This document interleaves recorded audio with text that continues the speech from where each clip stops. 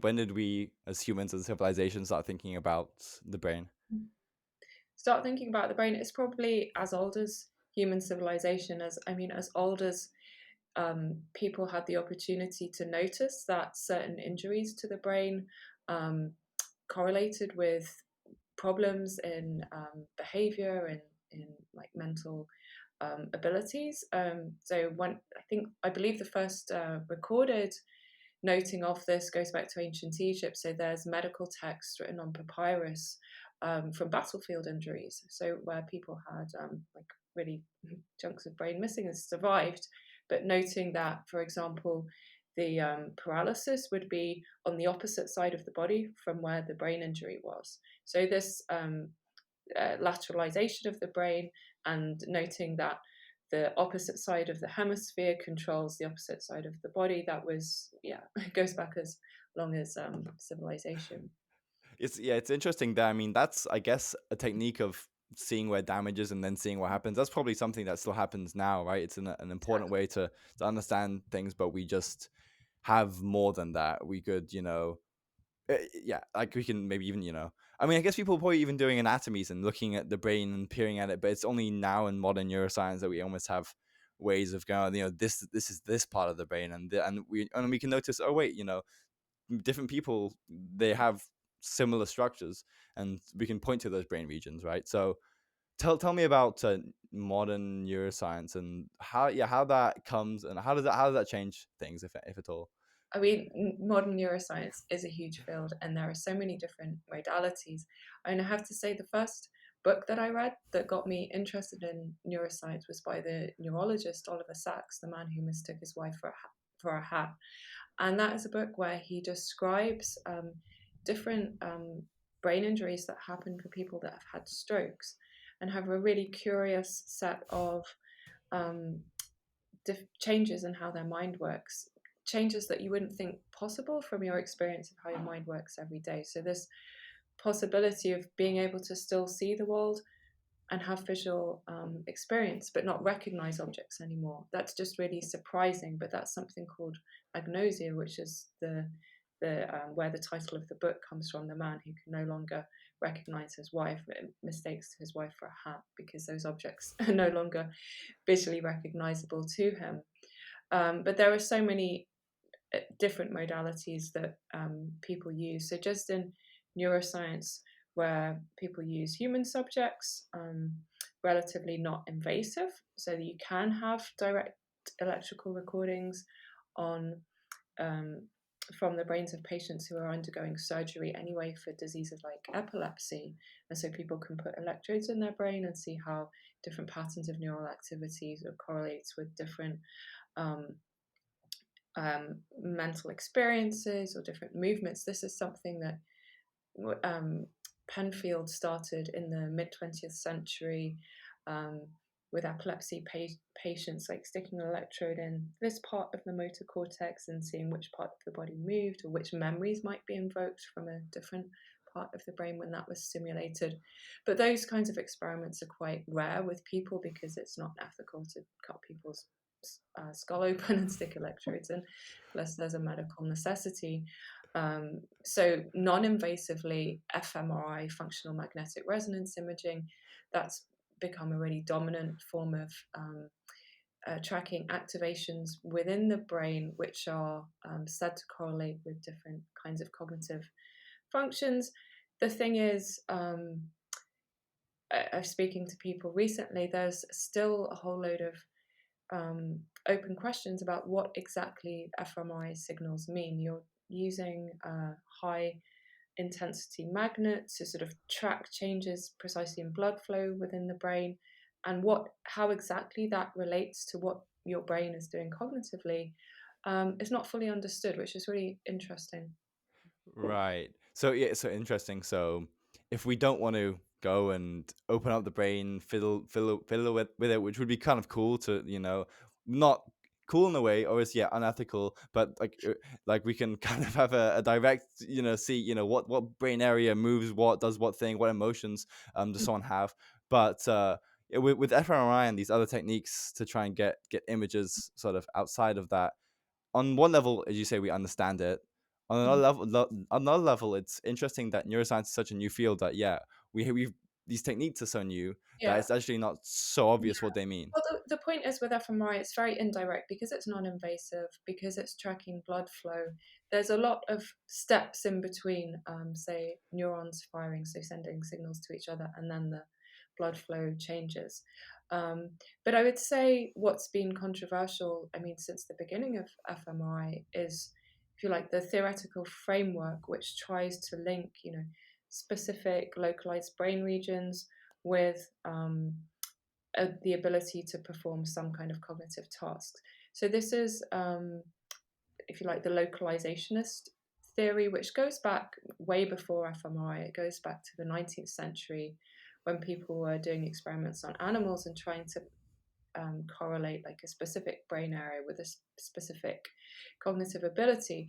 And the opposite view from that was, if you like, a more holistic one, which says, well, all of the brain is involved with everything most of the time, and it's a question of emphasis.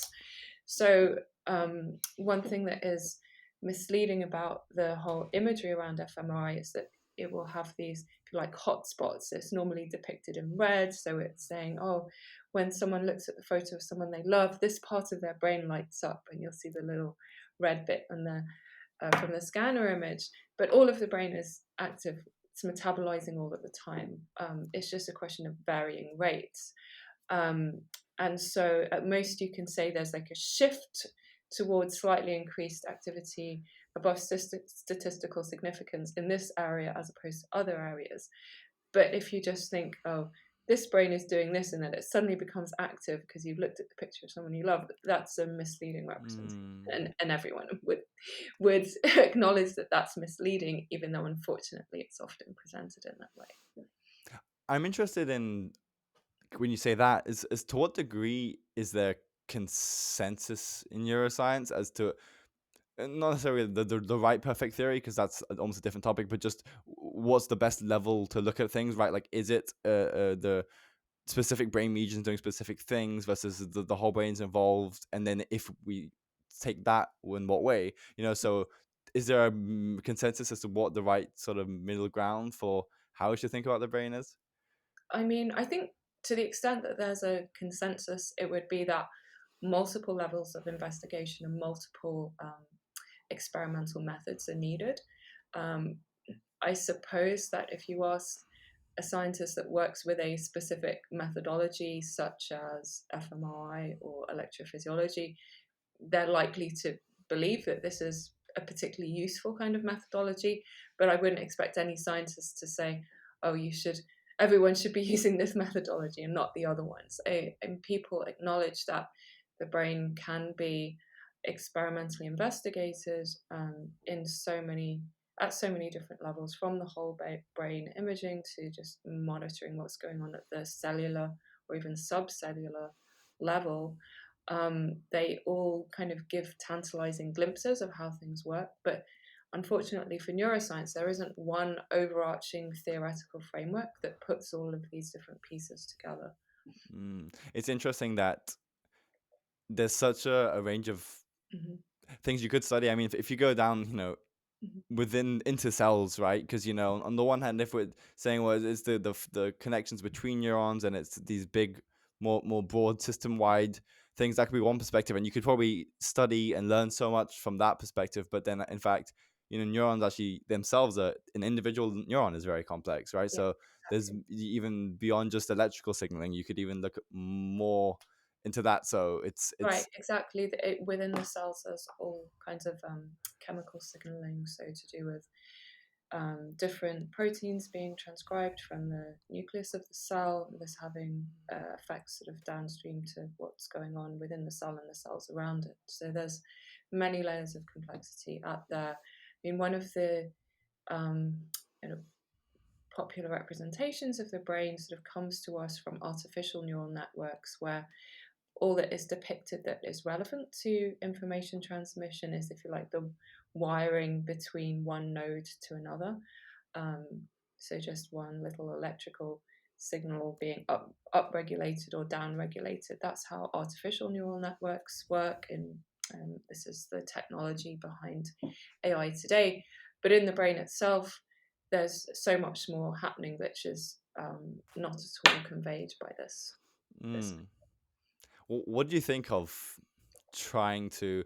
I mean, I guess from my understanding, in a lot of cognitive science, people will think about it as like neural networks are a good way to Hmm. model the Yeah. brain, and then especially as we're actually able to sort of create and LLMs have become very good. Uh, Mhm. it's sort of, does that validate that approach, or does that, or to what degree? Then actually we go, okay, it can go so far, but then there's like limitations, because as we say, it's definitely not the whole complexity of the brain, but again, it's almost a question of how far can we get with it, and how Yeah. useful is it to think about the brain in this almost, yeah, computational kind of perspective of it's Yeah. yeah. Yeah, well, I called the book The Brain Abstracted because I'm really interested in this question of how do people like conceive of the levels of abstraction that are needed to understand how the brain works. So one optimistic bet that I think many people have had, and certainly many neuroscientists have had, and many people within the tech world would have, which is that the level of abstraction of an artificial neural network, which is, I just said, only tracks electrical signaling at varying rates between individual neurons, pretends that neurons don't have anatomy, that they're just like little dots joined up with one another.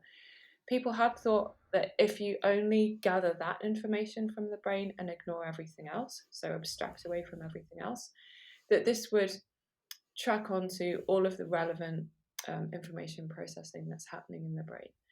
Um, Now, if you are a big believer in the powers of LLMs, you might say, sure, this is all you need to collect, because look, an LLM arguably passes the Turing test. We could say it's you could say according to that benchmark, it's thinking in the way that we do.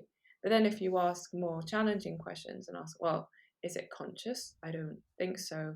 Um, can it do a whole bunch of sort of um, if you tried to sort of build that technology into, if you like, a real world situation where it's having to make decisions on the fly, having to learn on the fly, doing all kinds of things that just animals other than humans do all the time, you would soon see the limitations of that kind of architecture and that kind of very kind of energy intensive and also rigid technology that is what is built there. Mm. So it suggests to me that there must be a lot going on within all of those levels that something like an LLM is not capturing. And one really powerful argument there is just in terms of energy consumption. So, like I don't have the figures to my fingertips, but it's many orders of magnitude of energy consumption is needed to train an LLM. Much more food than a person could eat in their lifetime. We're talking many orders of magnitude of food that person is needed to consume to keep their Yeah. brains going. So that indicates to me that just the basic operating principles must be very different. And as neuroscientists Sterling and Laughlin point out in their book Principles of Neural Design, spiking, so the kind of electrical signaling that an artificial neural network is not even trying to capture, because most are not spiking networks, but it's that interneuron connection that they're trying to track. Um, that is just one thing that the brain is doing in terms of information processing, and it's quite a costly thing. It takes a lot of energy molecules, ATP molecules, to do a spike. But then there's a lot of cheap information processing which is going on in terms of chemical signaling. And that's the kind of thing that is just not at all represented in artificial neural networks. So, in order for our brains to be as efficient as they are, spiking cannot be the whole story, which means that those like interneuron electrical paths are just one fraction of what our brains are doing all the Mm.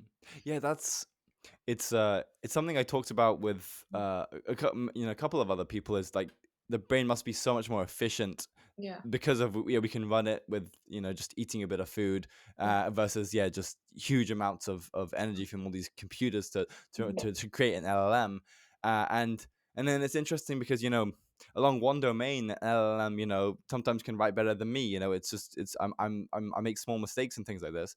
But and then so on the other hand, yeah, it's to what degree does that translate to other areas? Like you say, imagine Mhm. you embodied it. Yeah, I don't just write things. There's lots of things I can do, exactly.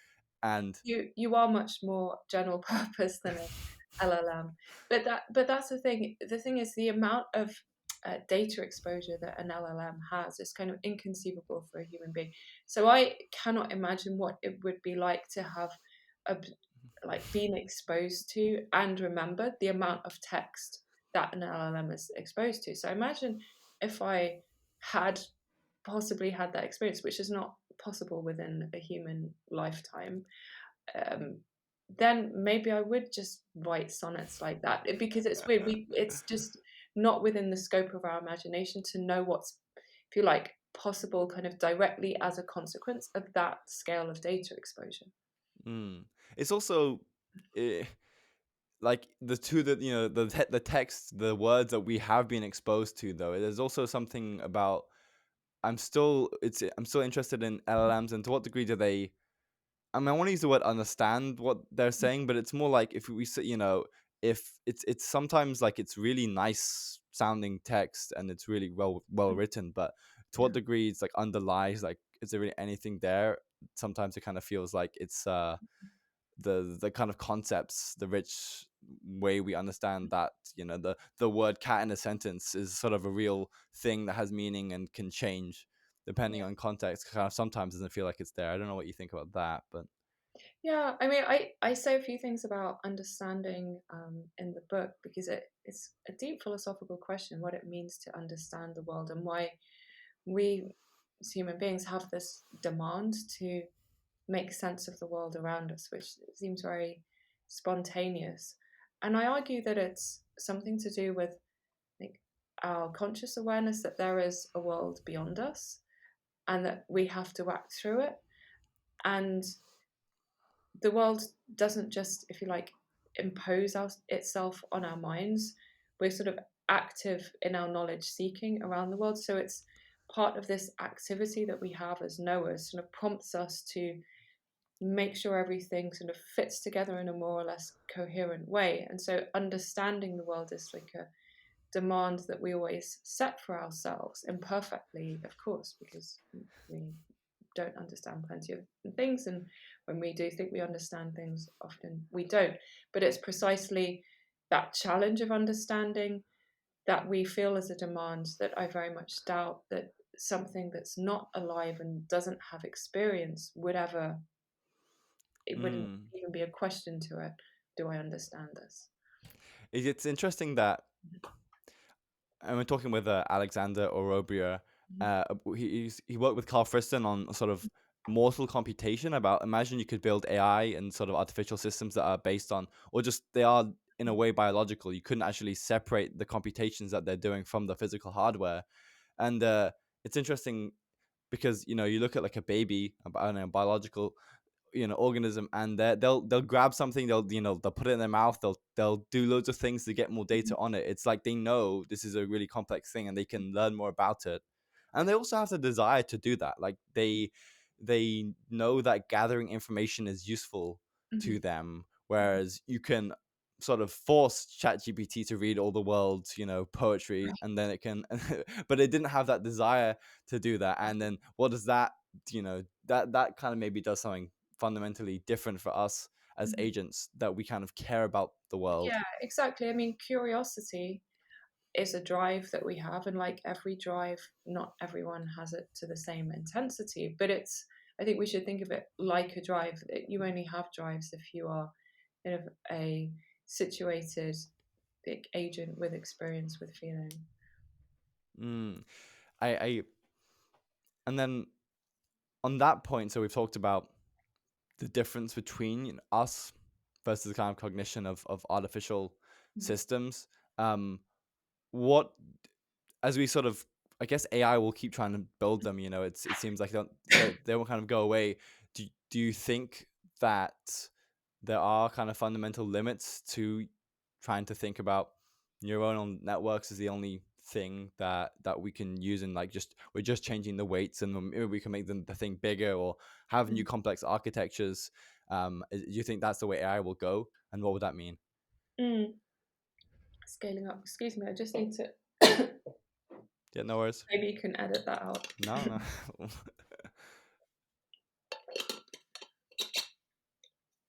Yeah, I'm okay. So on this question of scaling up and its potential and its limitations, I mean, I'm not the best person to ask that because I'm not sort of in the business of the technology there. I was in Heidelberg for a conference a couple of weeks ago on at the European Centre for Neuromorphic Computation, which they have there, and what sort of prompted the conference, which was interdisciplinary between philosophers and people working more directly with the technology. So what prompts the idea of neuromorphic computation is precisely that in order to get to the next level of artificial intelligence, do you have to consciously build hardware which is more brain-like in that there isn't a clear hardware-software distinction. So really fundamentally changing the basic operations of the systems as opposed to just keeping the same and seeing like how much you can scale it up. So I think the consensus that I was getting was that just scaling up isn't going to deliver everything that people want from AI, and that seems eminently a reasonable conclusion to draw. mm.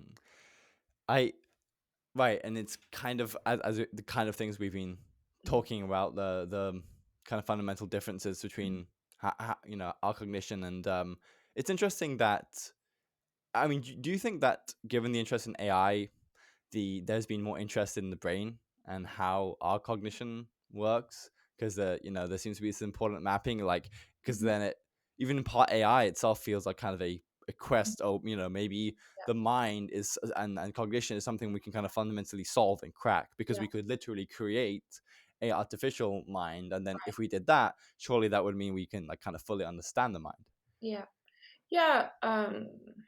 I mean, all the time that I've been studying neuroscience, I think it has a fair amount of attention, maybe compared to other bits of biological science, precisely because of the association between the brain and mind. So I don't think neuroscience has ever been starved for attention.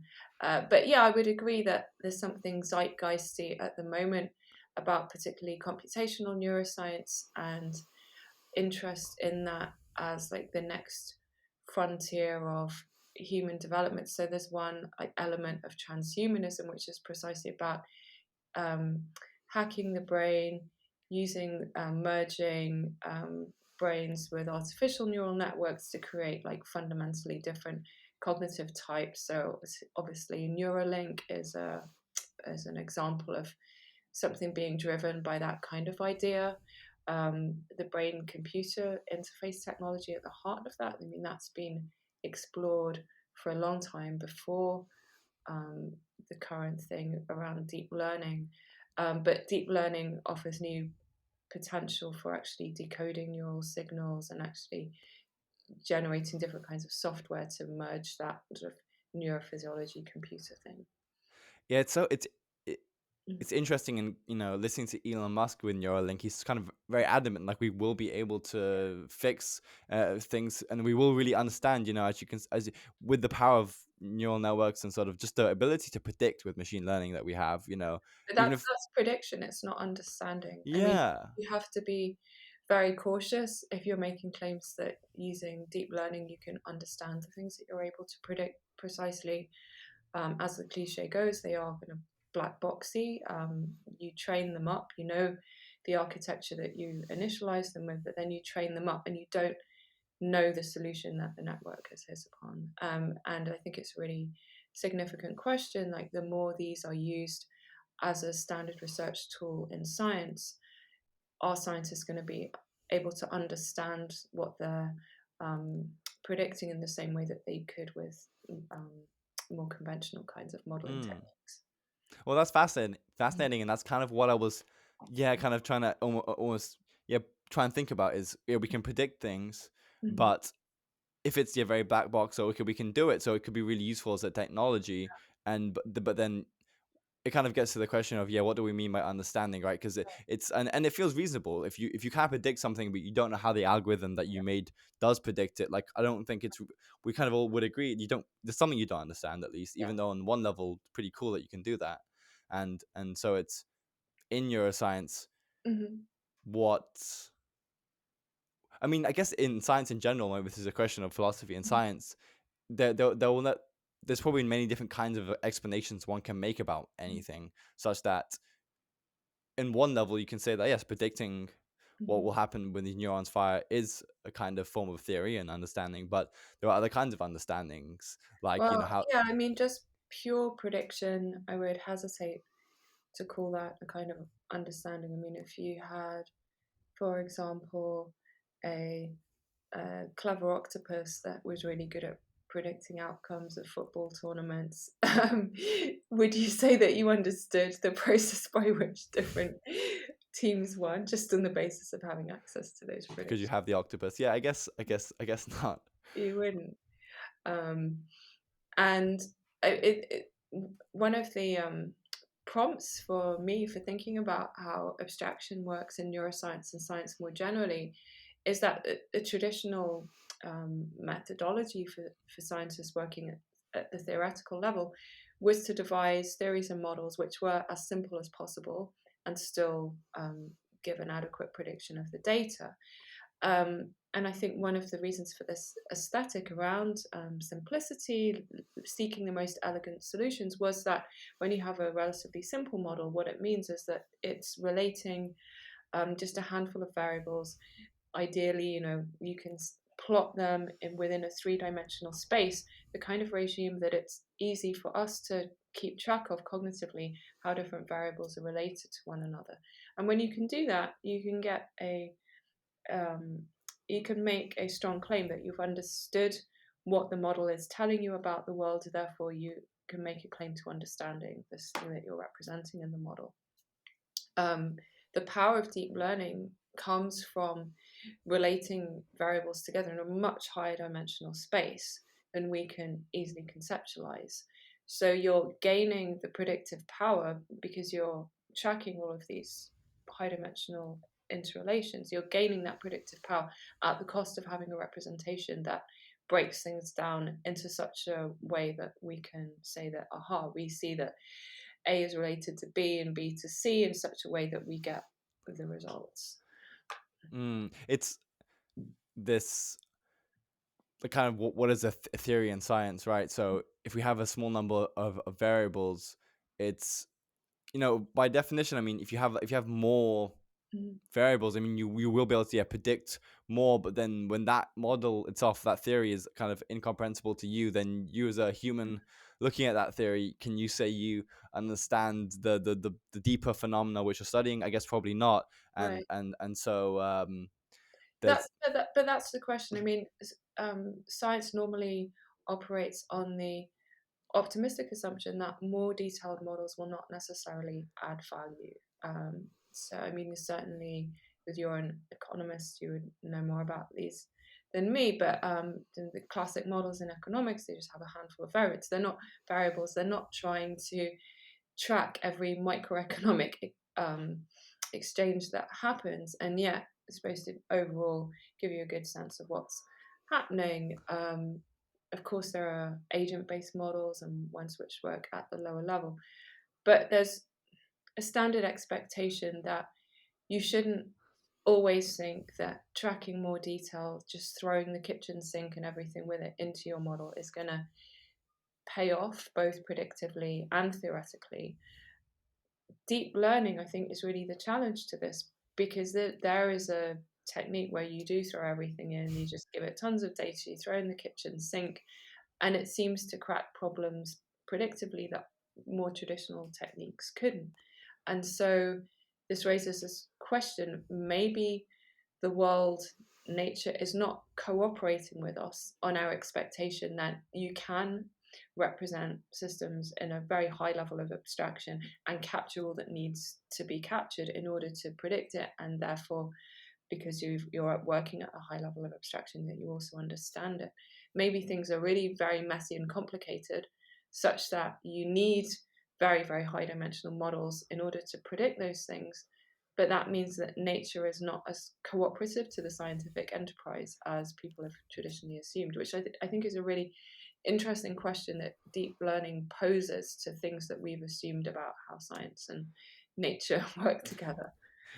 This is great. So I mean, let me see if I understand it. So it's almost, if we move from, we have a very small number of variables to try and explain something in neuroscience, and we go, actually, we can make deep learning models with loads and loads of parameters, and then it's only doing these that we can create, the kinds of things like that LLMs have done that kind of seem more mind-like. It's kind of like, wait, I would say we're not talking in this case about like having artificial intelligence trying to copy human cognitive performances. I'm really talking about using deep learning as a tool for science. So as a you've got a theory, lot of right? scientific data.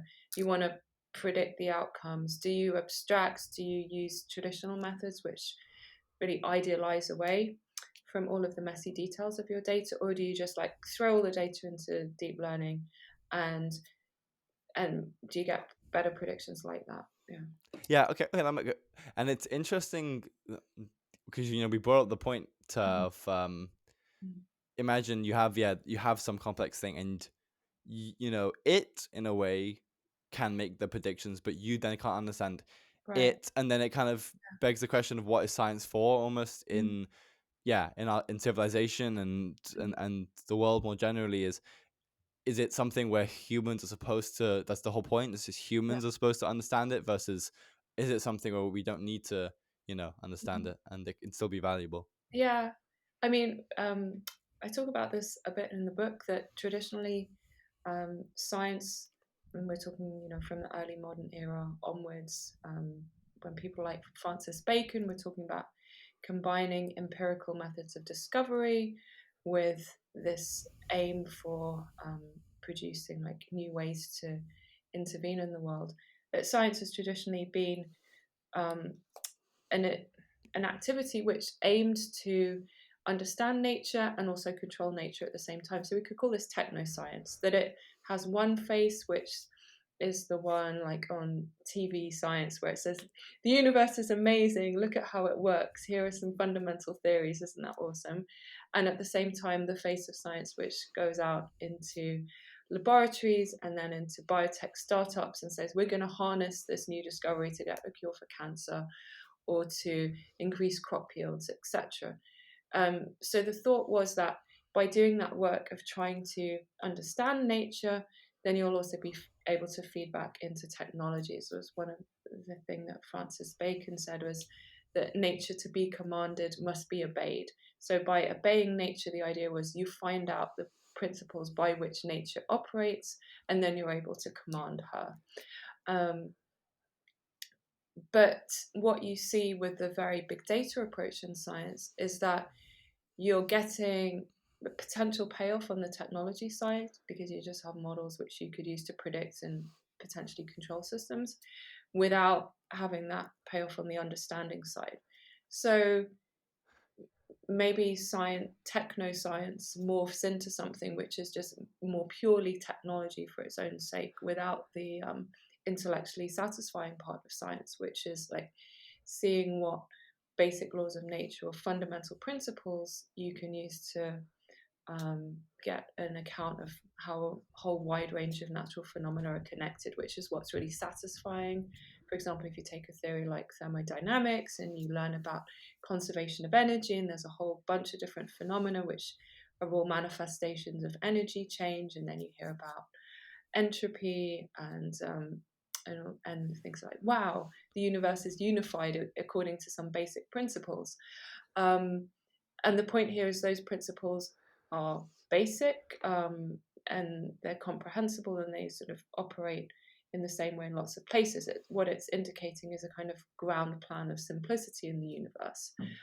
Um, but there could well be many branches of science where you're just never going to arrive at something like that. And my expectation is that neuroscience is heading that way. There's not going to be three laws of the brain which are going to like give you a sense of uniting a whole range of different phenomena in the way that, like, the laws of thermodynamics, or if you think of the laws of mechanics, did. Yeah. It makes me think.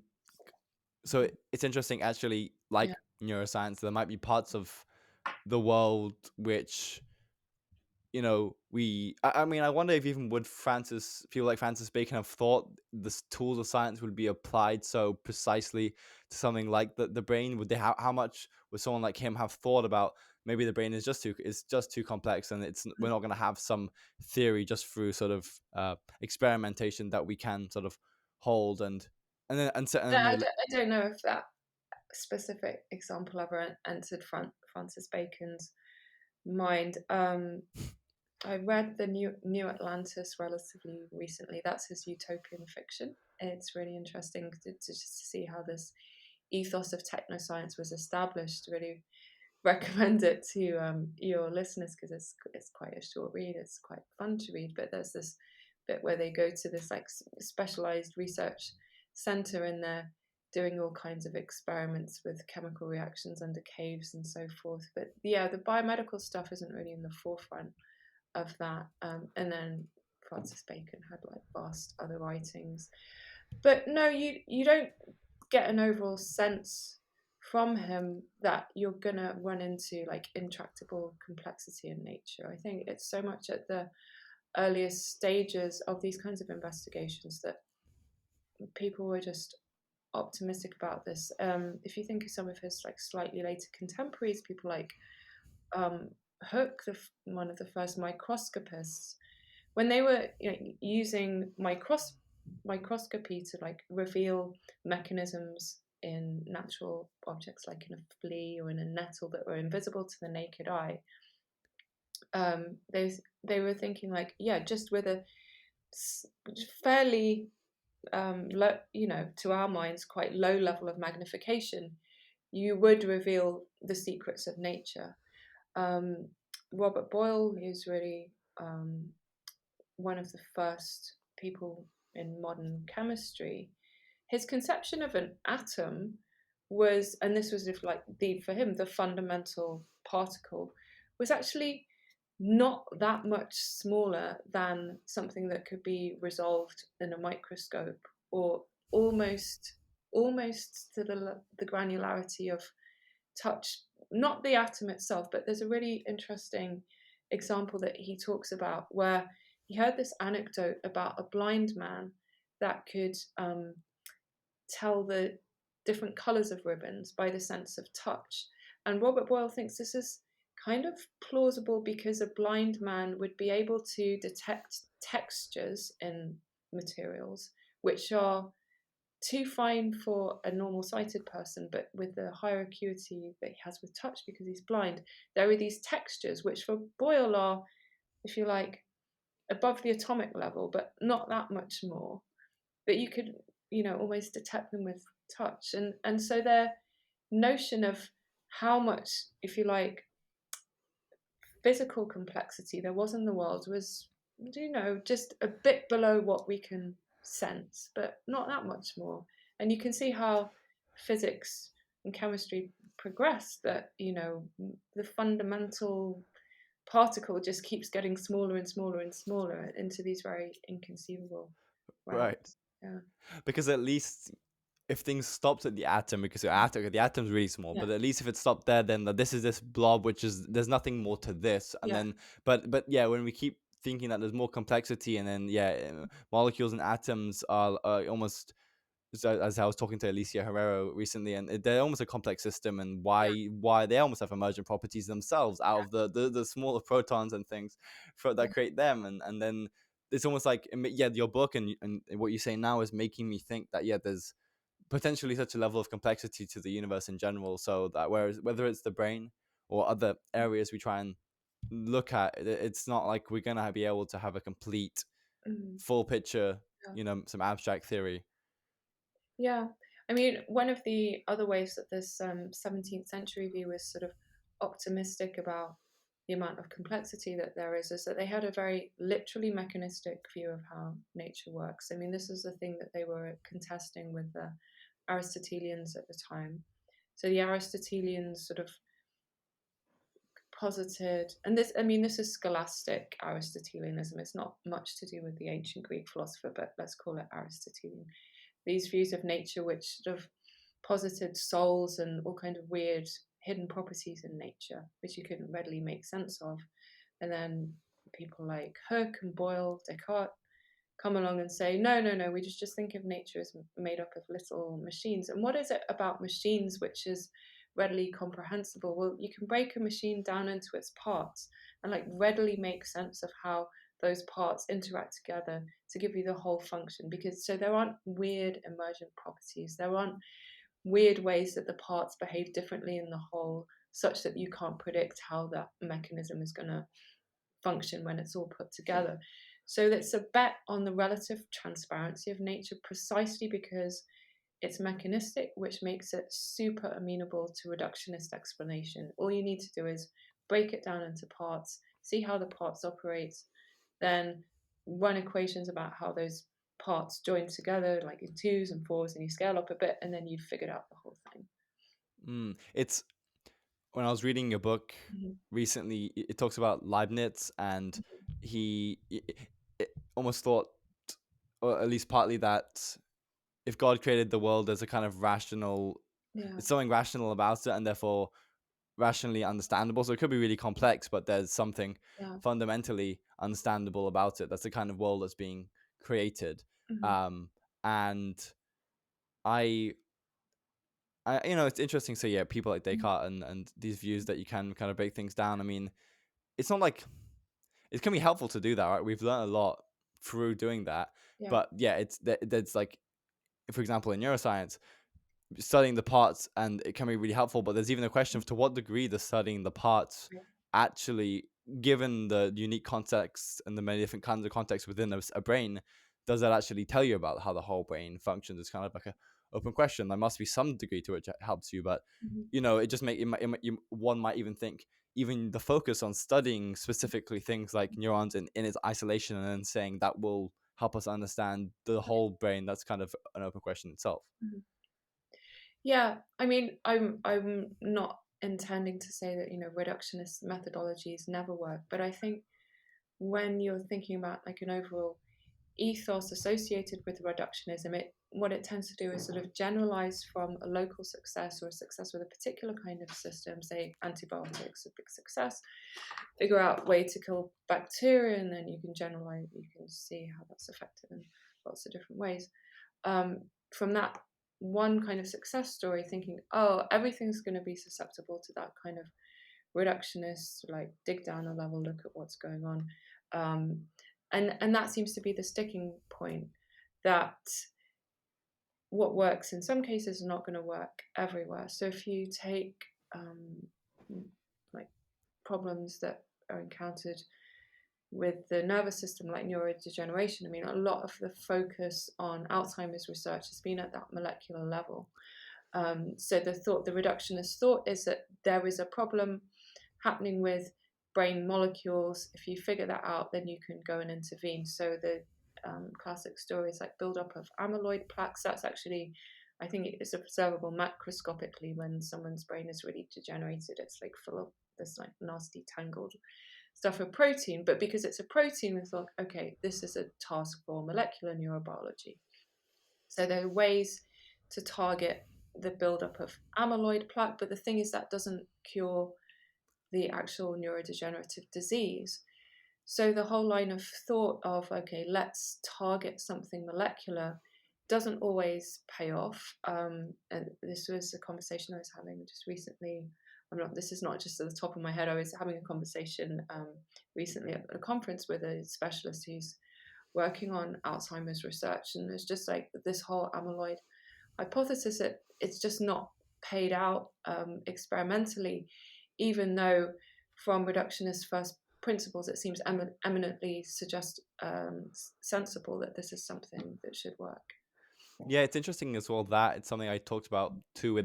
We talked about meta science and almost replication in science itself, because that's a theory which, yeah, it seems to be kind of breaking down a bit that amyloid plaques cause Alzheimer's. And Right. it would be if it did, it would be helpful in the sense that we could at least target those things and know what to target. So from like a scientific, technological perspective, it would be helpful. But having to, Mm-hmm. if there is something deeper, it's like it might even not just be.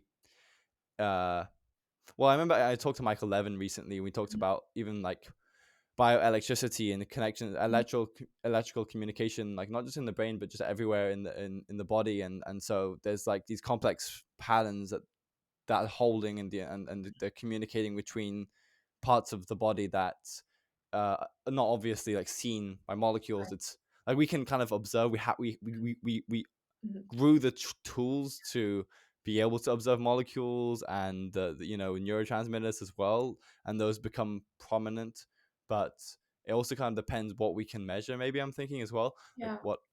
Yeah, exactly. And I think this sort of old opponent to the mechanistic approach to things was trying to like figure out that idea that things happen in nature in a much more systematic way, and you have to understand the whole before you understand the parts. But it's very difficult to do that. But if a disease like Alzheimer's really is a system disease, that there's multiple things that go wrong at once in a very interconnected way, then you're not going to get insight into it by looking at just one facet of it and thinking that intervene there and you're going to disrupt the whole process of degeneration. And that tends to be how biology works. It works systematically and robustly so that there will be, if you like, a target homeostatic steady state. And then if you perturb it in one way, there'll be compensatory things that happen in order to maintain that steady state in different ways. If you know what the targeted, and it's not even a steady state, it's like a moving steady state. If that's not a contradiction, if it's like a Yeah, mobile target. yeah, like a dynamic equilibrium, right? Yeah, And yeah, call it that. But if you know what that is, then you can predict that things will go along in a certain trajectory, but you can't predict that just by looking at the parts. You have to know something about the overall functionality. right. Well, that makes me want to ask about purpose and teleology Yeah. in science, and to what degree can we strip it out of things? Mhm. I mean, it's because I guess a purpose, like if you whether it's like say a part in biology. I mean, in a lot of recent work in the past few decades, centuries, it's kind of like we can look at a part, but not really say it has a particular function for something. It's more like it happened to evolve. Whereas but you have to kind of look at the whole thing, and there's and not just its shape, but just you have to. A purpose is kind of the thing Yeah. to which it has an end, right? And then from that perspective, one could actually see more and get a better understanding of what the parts Mhm. are for, Yeah. right? Whereas and has that is that something that's like not really in science? I mean, how does science Yeah. think about I purpose? mean, I do. I have thoughts about this in particular relation to the brain-computer analogy. Um, so if you think about how theoretical neuroscience sort of evolved in the mid 20th century, there was, like, connected with cybernetics, this desire to sort of integrate the science of the nervous system and even psychology with the physical sciences. So to say that there are like principles of information transmission that operate across machines, across animals, across people. Um, but if you just take physics, there is obviously no purpose in physics, in the equations and stuff like this. It's not something that people are going to put back into physics unless you really are a retro neo-Aristotelian physicist. But I don't know any of those. But the thing is, in biology, the notion of teleology, I don't think it was ever abolished in the way that it was in physics, just because at minimum, as a heuristic, as I was just saying, knowing something about the overall functionality of the system gives you many clues about how you need to investigate it and how you can predict it. So, if you like, I don't think teleological thinking was ever really abolished completely. Like, if by which I mean just function first thinking, right? You don't have to be loaded about teleological causes, final causes like future causing the past and things like that. But just like thinking of the system in terms of its function is something that biologists never stop doing. And so why does the brain computer analogy become relevant?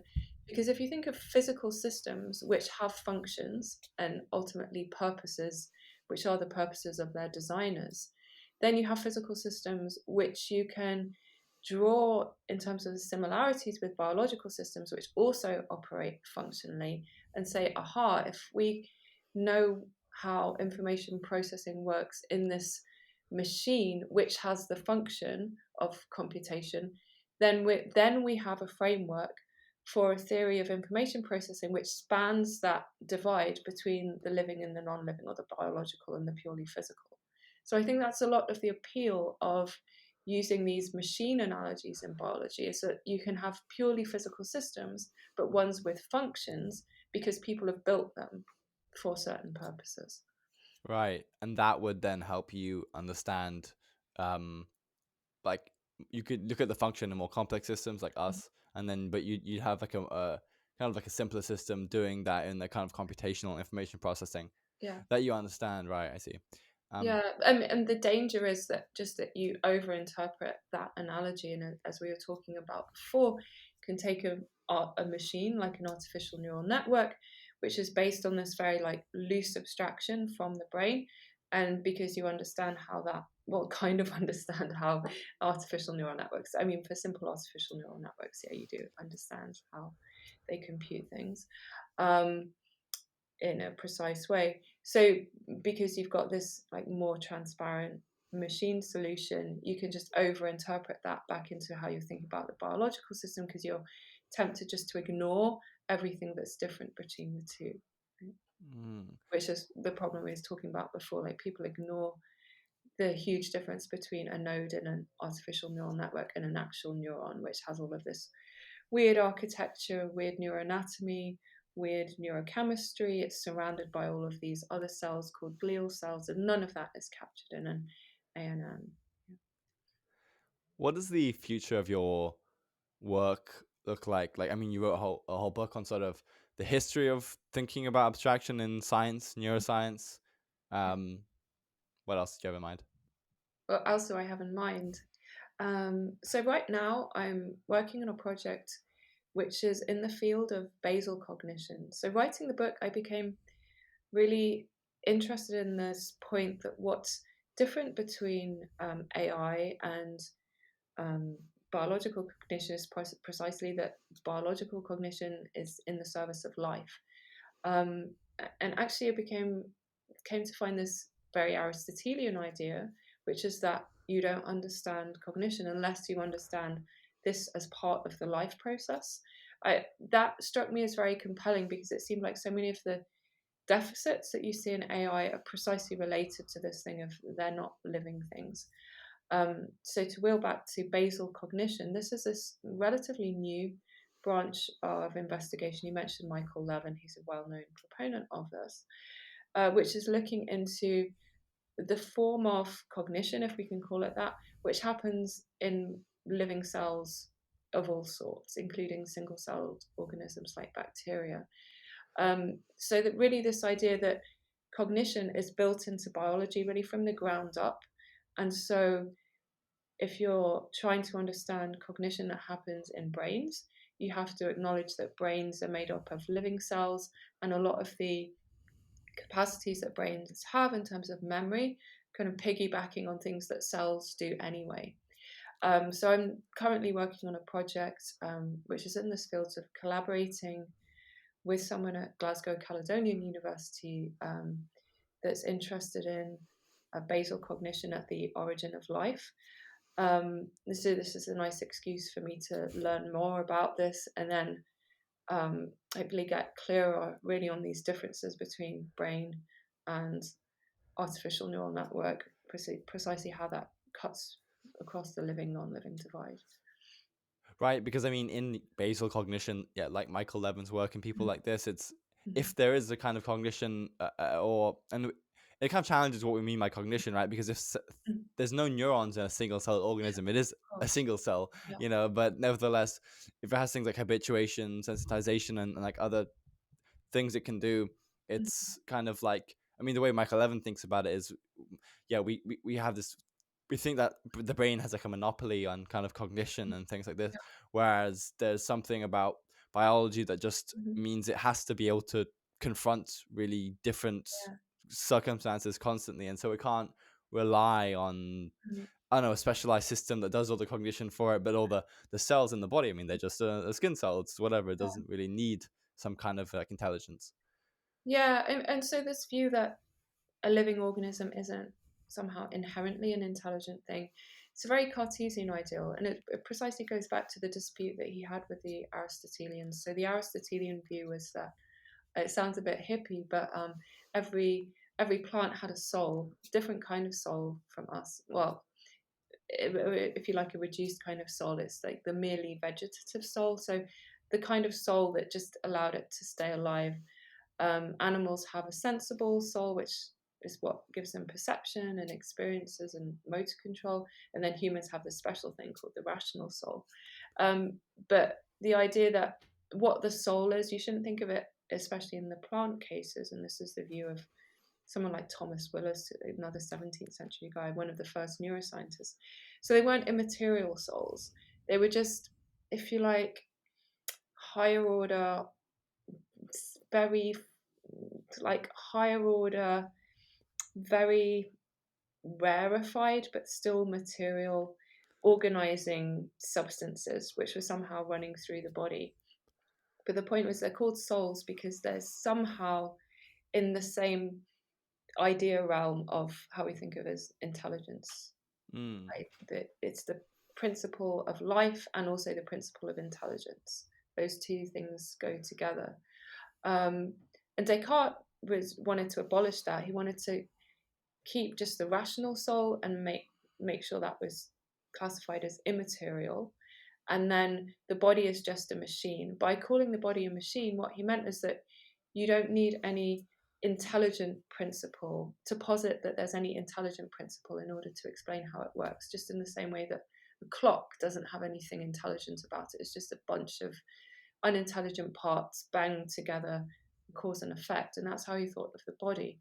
And that's what's weird about this basal cognition movement is that in some way it's going back to that Aristotelian idea to say that what it is to be alive is to have something in some way connected to how we understand intelligence actually in a living thing. That's how it is what it is, that how it stays alive. Mm. Thank you for this conversation. It's been Mhm. really fun. So I mean, people can buy the brain abstracted. I mean, I really liked it. And they can look at that, Yeah, but where else would you point them? I should also mention it's available open access for people that don't want Okay. to buy it. If you go to the So, MIT Press website, um, yeah, so buy it or it's get it a open real access. book and it has a beautiful cover for your bookshelves. You should get the hard copy. Okay, start reading it on MIT, and then when you like it, you can go buy it. And Yeah. yeah, um, and anywhere else you point people? Yeah, I have a website outsidecolour.net. So Okay. colour in the British spelling with the U, but that is the title is based on my previous book, which is called Outside Colour with the American spelling, and that was about color experience and how that relates to neuroscience and psychology. So, yeah, on that website, outsidecolour.net, there's all of my other papers, or at least most of them. People can read about things. Yeah, Okay, thank you. It's been awesome. thank you.